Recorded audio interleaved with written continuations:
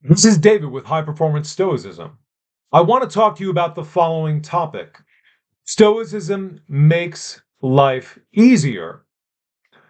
This video comes from a question raised by one of my people, Sean, who asked, why is it that some people find living easy and other people find life hard? The answer, in my view, can be put down in one word, and that is Stoicism. Even if the people that are living life in the easy way don't know anything about Stoicism at all. I'll get around to explaining that. But first, I want to point out that it doesn't matter how you want to use Stoicism, Stoicism will make your life easier. Maybe you're the kind of person who says, I want to live an ordinary life and I wanted to live it well. Stoicism can help you. Another person says, I want to live an extraordinary life. I want to do great things. Stoicism can help you do that and help you do it well. That's my focus with high performance Stoicism. So, how is it that Stoicism makes life easy?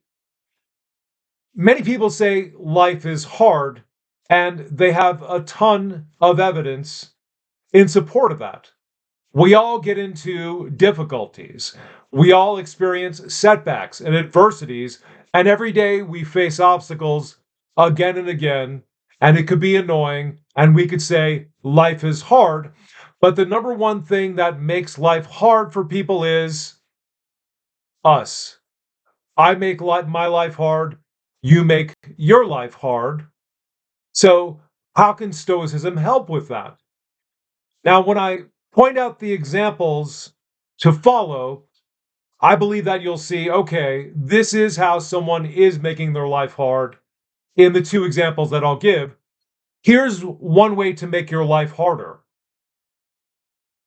You're having a tough time, you have a setback, and you were doing pretty well, and then you tell yourself, I can't do it. Or you say, I quit. And then the result of that is a couple of things. One, you're going to be depressed because it's depressing to give up on your dreams and your goals. And another result is going to be you're going to put yourself into a slump. In other words, what you didn't recognize about the good time that you were having when things were rolling, when you were facing obstacles and rising to the occasion again and again, is that you had some momentum in the direction of doing things better, in the direction of living a better life. But when you tell yourself something like, I can't do it, it's not worth it, or I quit, what's going to happen is you're going to make your life tougher because you need all the resources you have to do well in life. Life is something that requires a lot of energy that you put in. And by not allowing yourself to have such thoughts, in other words, as the Stoics are going to recommend, watch all your thoughts and be very careful what you think. One of the things you should not think is, I can't do it or I quit, because if you pay attention to what's going on in your mind at such a time, you will see that such a thought can be decisive and then land you in depression and a slump. Here's another example of how we make life hard for us. The Stoics are pretty clear about this, despite the image many people have that Stoicism is about just being a god on your own, so to speak. Now, you do want to be as self-sufficient as you can, but the Stoics, who are very thorough, and I'm thinking about Seneca here especially, say again and again that we need other people. We need other people to do us benefits. We need to do benefits for other people. So here's a way of making your life harder. Do things that put people against you when they could have been for you. And how does this happen? In this case, it's another very simple thing. You are impulsive with your mouth. You let your tongue do whatever it wants at the wrong times. and then you offend people, and sometimes you say things that make it irreconcilable, the differences between you and another person. And so if you think about your work life, your career, your business, you do have to be very careful with what you say to people. And if you just do some of the things Stoics tell us, such as observe the thought in your mind before you agree to it and pause before you agree to it, then you'll make your life easier.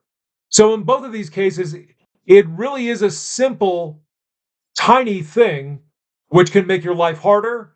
And if you don't do it, if you refrain from number one, thinking all is lost, I must quit.